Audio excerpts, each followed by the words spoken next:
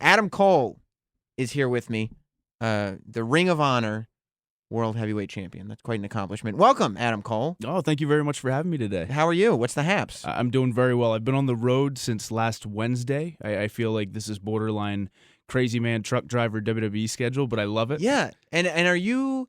I mean, Ring of Honor, for those that don't know, is kind of the height of independent wrestling. Correct. And are you? When you say you've been on the road since Wednesday, are you on the road since Wednesday? And today's Thursday. Mm-hmm. So you've been the following Thursday. right. Because I'm like, not one day, brother. Yeah. I've been working since Monday, so I can imagine.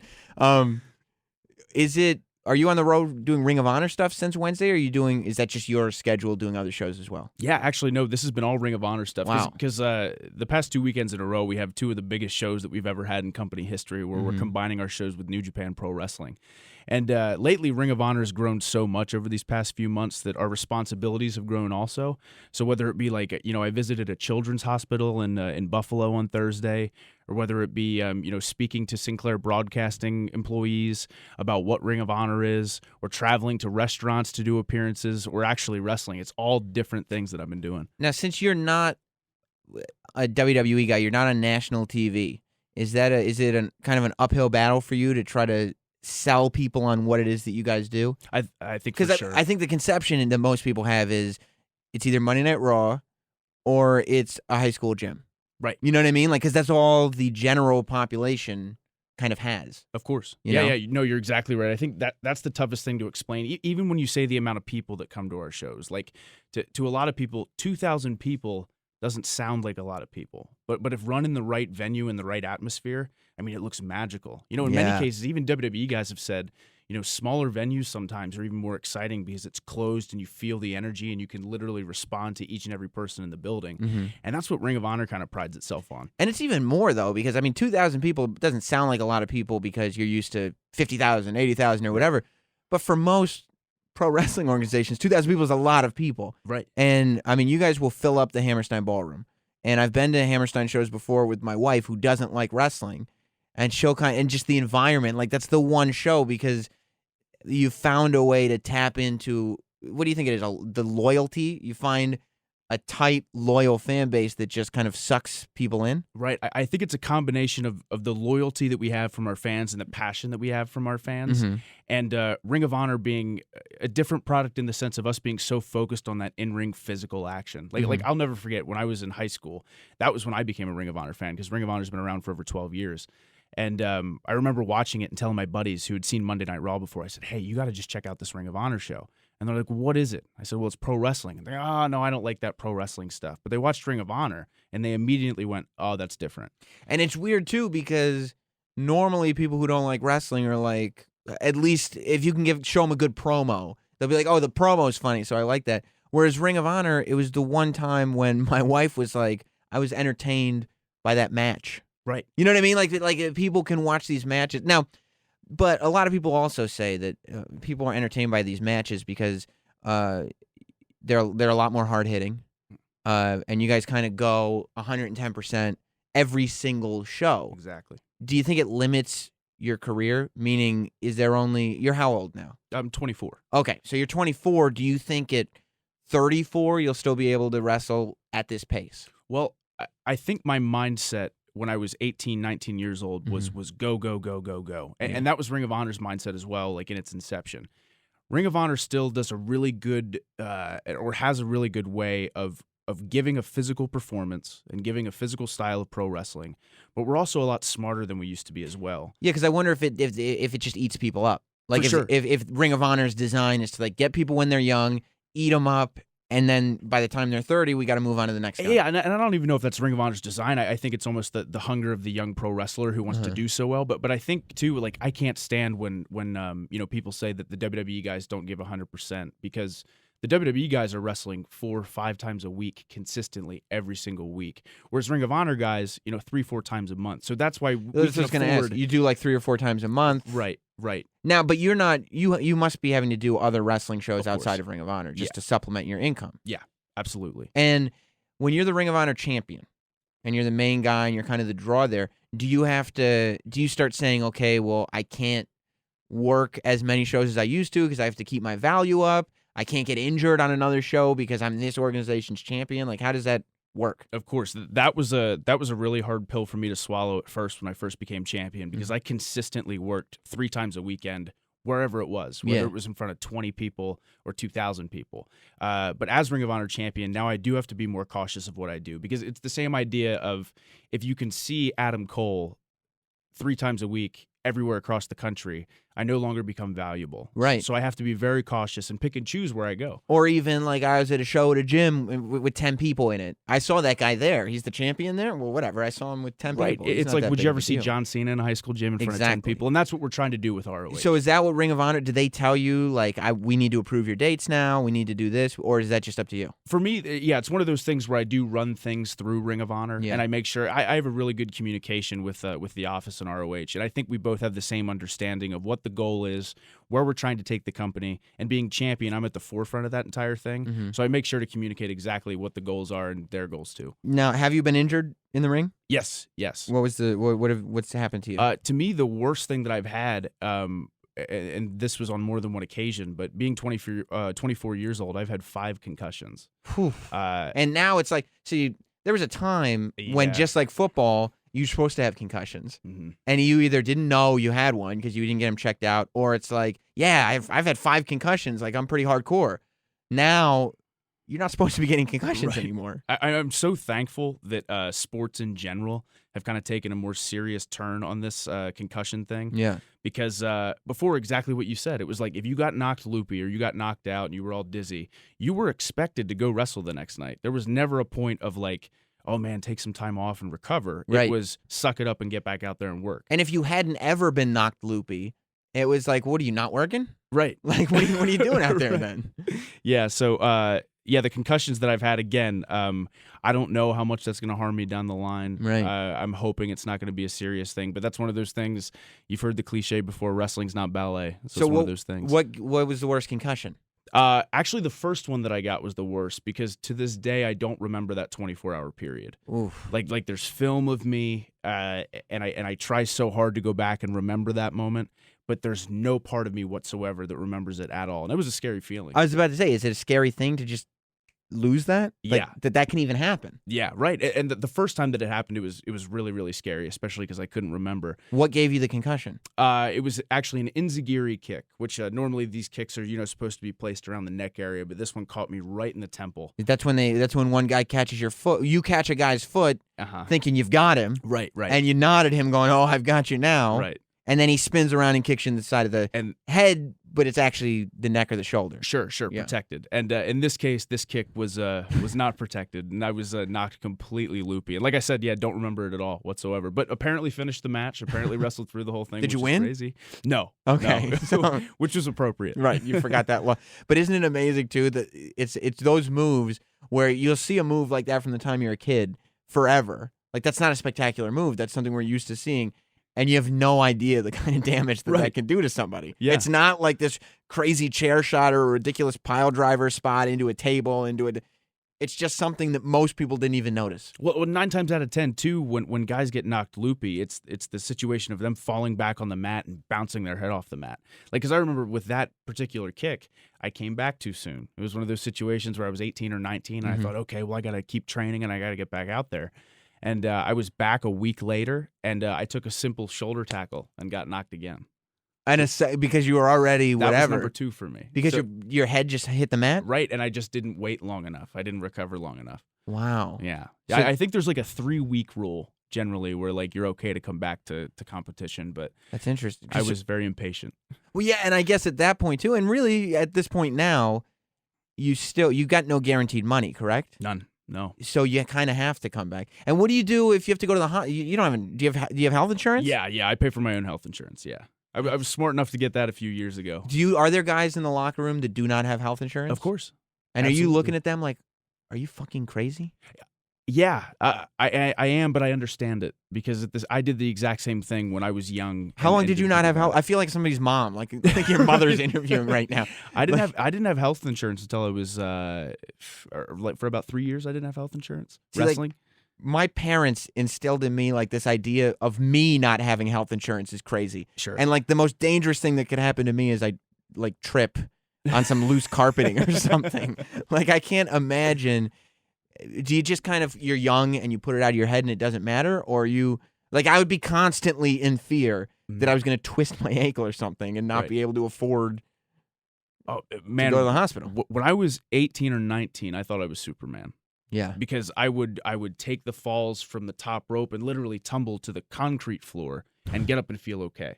And you go, lucky for me, I'm different than everybody else. I'm special. Yeah, I was the exact same as any other 18 or 19-year-old kid who starts in wrestling, and you think you're invincible. Now, you think you can't get hurt. Yeah, I mean, you're taking these bumps and you don't feel Yeah. sore. You can just wrestle like 4 or 5 times a week. It doesn't matter.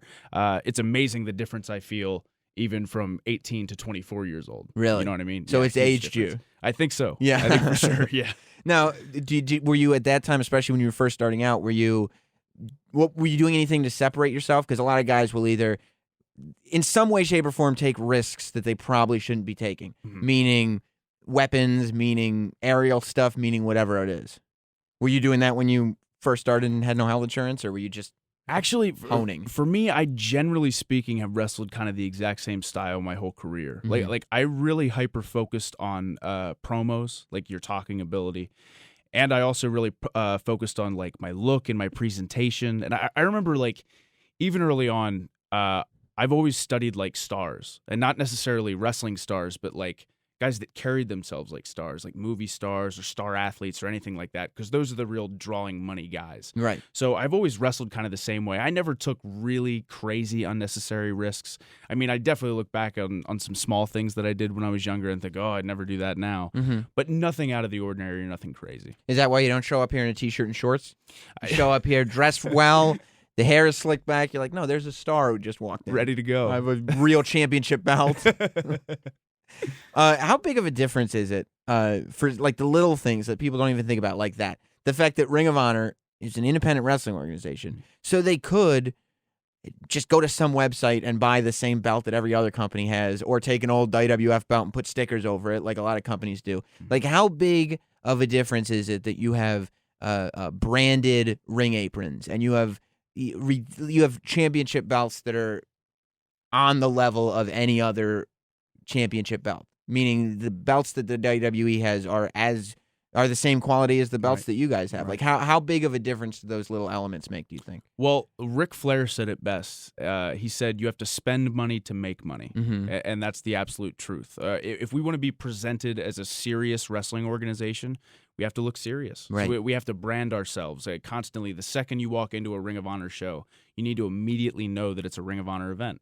And our athletes need to be taken seriously, so our championship belts need to look like championship belts. Our guys need to perform at the level of being stars. Our guys need to look like Ring of Honor guys. So, yeah, very, very important. So if one of the guys doesn't want to buy new tights one week and they're wrestling in dirty tights, are they not going to make it? Like, is somebody going to be like, you got to buy new gear? What are you doing? You don't look professional. No. Our guys are very good. Like, one of the coolest things about ROH is it is such like a team effort. Like everyone kind of has this little engine that could attitude. You know what I mean? Because by no means are we saying that we're WWE. You know, no one's WWE. They're number one.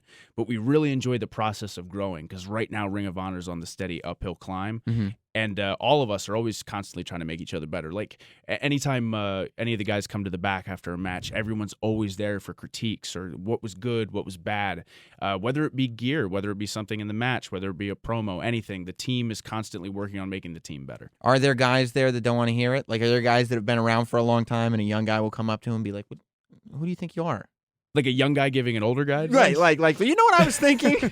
Well, like, what? Normally, our young guys are pretty good about knowing their spot. Yeah. Because, there is a pecking order in wrestling. Like, when you first come into a locker room, it's very, very important that you know your place. Were you aware of that from the beginning? 100%. Yeah. Absolutely. So you never I was the too awkward... afraid of everybody. Yeah, exactly. Like, I was around all these men who were, 32, 33, and some, 35 years old.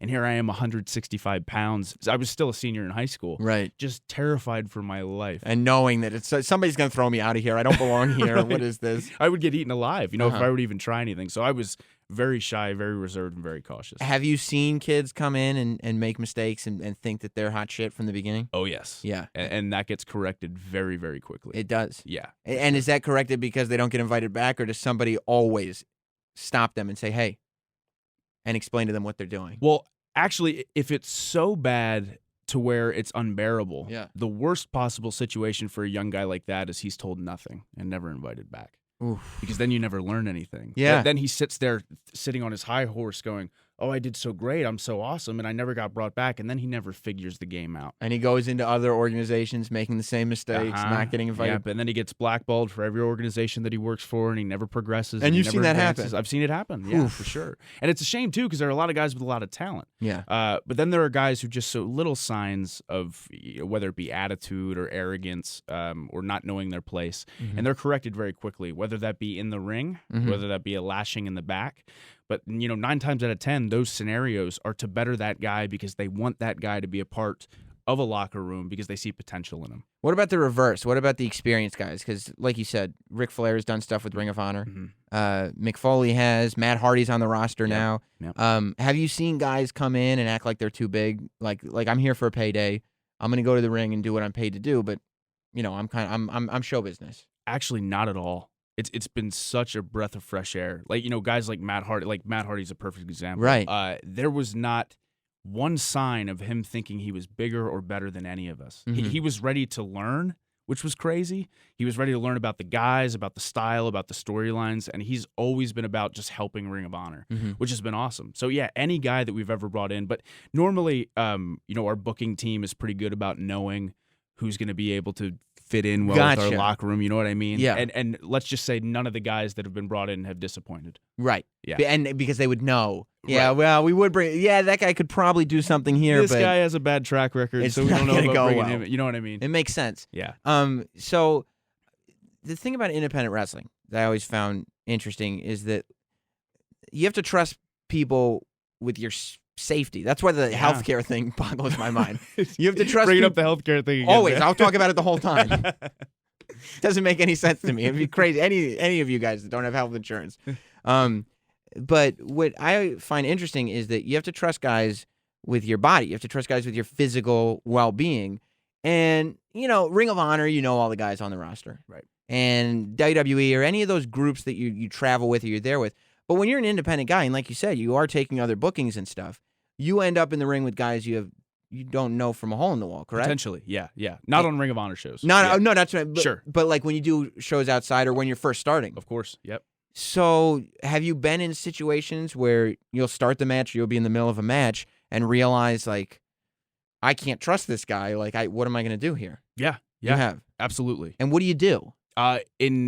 Fortunately for me, the situations that have come about like that are few and far between. They're very, very rare.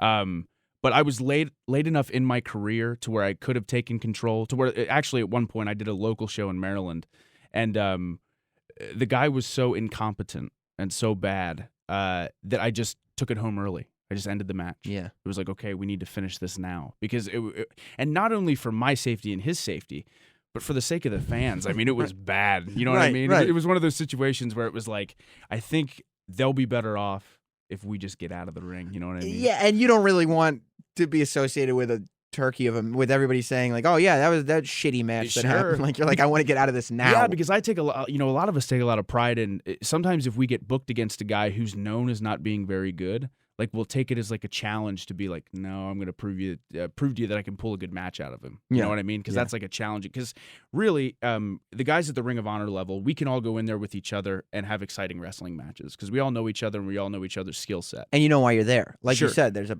whole booking team that brings in guys that will complement the roster and have a purpose. Exactly. Yeah. These guys are the best guys from all over the country. So when we get the chance to wrestle someone that is maybe inexperienced, and it's not even his fault, I'm saying, but like maybe inexperienced or maybe not as knowledgeable, to be able to pull like a good match out of him is just a testament to the guy who's leading him throughout the match. Have you ever had to ask somebody to go easy on you in the ring? Like, yes. You're hitting me too hard. Yeah, actually, I have a funny story with that, actually. There was a guy who I actually trained with, and he was really, really excited for this match. And he bent me over and he kicked me as hard as he could in the ear, okay? Why? As hard as he could, and to where I was bleeding from inside my ear, right? So, he's covering me, and I told him, I said, "Hey, man, you got to lighten up now." "Oh, I'm sorry," and kicked me again in the exact same spot. So we ended up getting like into a little fight actually inside the ring, which was not fun or not pleasant at all. Is that what you have to do? You're like, all right, we're gonna fight for real for a couple minutes here. Right. Now, is it weird that the audience won't know when that's happening? You're like you're sitting there getting ready for an actual fight. And the audience is just sitting there like, yeah, we're just enjoying the match, and this is the course of the match. The funny thing is they normally do know because there's like an uncomfortable hush that comes over the audience, which is hysterical. Because it's, they all know that it's a performance and they want to get lost in the performance. But there are times when two guys are really going at it, and it's super obvious because it looks clunky. It's not exciting or entertaining. It's just weird and awkward. And you're like backing up from each other, right, going forward. Guys are mad, like mumbling to each other, like swearing at each other under their breath. It's really awkward. And you not both exciting look like bad guys, and you're like, I don't understand. This isn't the show. Parents are hiding their children's eyes. It's really uncomfortable. Did you win that fight? I did. I won. The real fight and the match? Well, the real fight didn't really have a blow off. It was kind of I got a couple shots in just to let him know a little bit. And I've never done that before or since then. That was the one time where I just had it up to here. Because in that situation, he was one of those guys that had done stuff like that to me before, and I think he felt like he could take advantage of me because I was just really nice and I never said anything. But this time I was like, okay, I'm fed up. Who's been, I don't know, maybe the most flattering, the most exciting person that's come up to you now that you've been wrestling? Like you said, you're a wrestling fan growing up, and I guess at that point you were a tape trader, or was it DVDs? I was more of like an internet guy. So you were just looking up clips and stuff? Yeah, because I like right around the time where I actually discovered like independent or international wrestling was when the internet got real hot with wrestling. Gotcha. So I lucked out. So who's been the coolest person to come up to you and be like, yeah, I like your work? To me, actually, Joey Matthews. His name was Joey Mercury in the WWE with Eminem. Right. He was a guy who was an independent guy, and he traveled the circuit just like I am right now, and then eventually made it to WWE, and now he's working there, behind the scenes. But to me, like some of his friends or people who worked with him previously would compare me to him, and I was so flattered because he was one of the first independent guys that I ever knew. And I loved his stint in WWE as well. So me and him ended up connecting, and he would give me advice or give me critiques, and now we're friends now. But the first time he told me that I was doing something well was probably the most flattering thing to me, just for a personal reason, because I look up to him so much. And that's when you're going, holy shit, I might actually be doing something well here. Right. It's like one of those few moments where you're like, oh, cool, maybe I'm on the right track. Wrestling's the most self-conscious industry in the world. Well, that's what I was going to ask, because I mean, we deal a lot with comedians, and I think broadcasting is the same way. But is it like completely self-conscious? Like, do you watch your own matches, and are you self-critical? By far, I'm my own biggest critique, and I think most guys are. In this field, to me, the physical part of wrestling is much easier than the mental part. Like just the mental games that you play with yourself. And are the mental games you play with yourself worse than other people's mental games in politics? Is it you that you have to 100%? Yeah, like the whole mental games in politics, specifically in Ring of Honor, are pretty much non-existent. Like for the most part, everyone gets along. Everyone knows their place, and it's great. It's all like I said, your own head games, or even like the idea. Because I just think of human beings kind of as a whole, right? Like it's not natural for someone to log into a Twitter and have 50 comments a day, whether it be positive or negative, telling you about yourself. Like mostly negative. Right, exactly. Yeah. Oh, you look like crap, or your match is terrible, or you should just quit. And especially since your whole fan base is internet people. Sure, right. And so you have to deal with just all these people on the internet. Now, is that what does it to you? You're like reading these comments, and the first one you blow off, and then the second one, and the third one, you're like, oh fuck, they're right. I'm terrible. Well, actually, for the most part, the internet is fairly nice to me. But since that's fleeting, right? Since I've become champion, it's definitely the critiques have risen, because I think that there's more exposure on me now. There's more attention towards me, and you're supposed to, more, demand now, because you're the guy, so you're supposed to deliver to these insane expectations of these people. But at the same time, you take everything with a grain of salt, but it's personal to you. Wrestling's my life. So. Well, there was a time too when you didn't get each individual person you didn't hear or see their critique. You know what I mean? You kind of got a general consensus, and that's fine. Sure. But like when you're just and you don't really like you're performing in front of 2,000 people, like Sure. you said, and you're not worried about what each individual is saying. You're worried about the whole crowd. Right. But then you start reading tweets, and like this one tweet that is really just this one guy who's up in the bleachers that you never even saw now has this huge value to you. All this power over you. Like at that very moment, it just like crushes you. Oh no. He's Oh, my right. gosh, he's right. Because he figured out the one thing that bothers you. I should get new boots. Oh. Back to the gear. Right. There's been an interesting thing that's been happening with Ring of Honor over the last several years, which is every time I feel like somebody really achieves notoriety in Ring of Honor, they get scooped up pretty quick. Mhm. And I mean, if you look at the WWE roster right now, it's littered Loaded, man. with guys. And I would think, I mean, you know, I've talked to guys who used to wrestle in Ring of Honor that are now in the WWE, and they're amazed by it, and they're psyched, and they're going, this is, like one guy told me, we're taking over. This is incredible. I can't believe this is really happening. What does that do for you? Now when you're a Ring of Honor champion, Mhm. do you sit there and go, okay, this is, you know, the next step is getting signed to a development deal, or do you have to put that out of your mind? For me, I think of course, kind of, it's always in the back of your mind, Mhm. like because I think anyone who says they don't want to have a WrestleMania moment someday is kidding themselves. Mhm. So obviously, of course, someday that would be great. But it's also very true that I'm really, really focused on what's going on right now in this company, Mhm. and my exact role is being champion. Because if I actually said from the beginning that I don't want to set super long-term goals for myself, because in wrestling there's a lot of things that you can't control, and there are Especially if you don't have health insurance. right, and there are very few things that you can control. Right. So I want to focus on those small things in front of me right now that I can control and focus on, because that's the only way I'm going to get better. Because if I look too far ahead, then I'm going to get lost and I'm not going to enjoy the journey and stuff like that. So you kind of just go, I'm just going to do good shows yes, and then see what happens. yes, That's it. Yep. Now, do you think, have you done WWE tryout stuff? I did. Yeah. And how did that go? Great, very, very well. And is it the situation where you say, well, maybe I'll give you a call when things free up with Ring of Honor? Does Ring of Honor have you contracted? Yes. Okay, so Locked it's in. they were smart. They realized, okay, they got Seth Rollins, they got Daniel Bryan, they got Punk, and they got Cesaro, and they got, You gotta we need start taking our contracts. guys. We need something in writing. So you're contracted to Ring of Honor Committed, for how long? Completely committed. Till the end of the year. Okay. Yeah. And then at the end of the year, do you reassess, or are you pretty sure what you're going to be doing? Completely reassess. Yeah. Yeah, because you know, everything could change in a matter of months. Mhm. You know, of course, that's the point where I kind of assess where I want to go with my career, where I'm at, where Ring of Honor's at. If WWE's interest level is even there. Mhm. You know, there's so many varying components to the whole thing. But yeah, completely assessing the situation. Now, you see the guys who were in Ring of Honor in WWE. Mhm.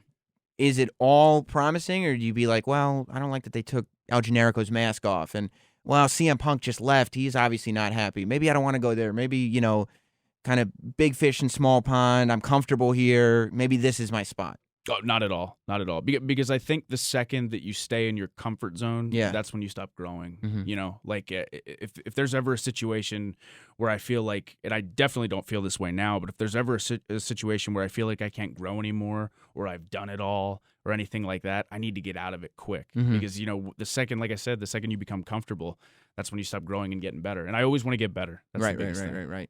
Well, we have to let you go, but Adam Cole, very interesting guy. Congratulations on having a real Thank you championship very belt. much. Yeah, and thanks a lot for having me today, Of man. course. Now, how long have you had the championship for? Since September 20th. Okay. Do you plan on having it for a long time? Forever. Congratulations on that. Thank you. Well, hopefully you will show up one day in the WWE as Ring of Honor heavyweight champion. I'm going to have it forever. That's the goal, right? That absolutely. To show up on Raw with that championship belt. I'm going to get buried with this thing. Good. Yeah. Good. Well, I mean, it's worth it. Somebody paid a lot of money for that belt, so somebody's got to get buried with it. Thank you, Adam Cole. Thank you very much.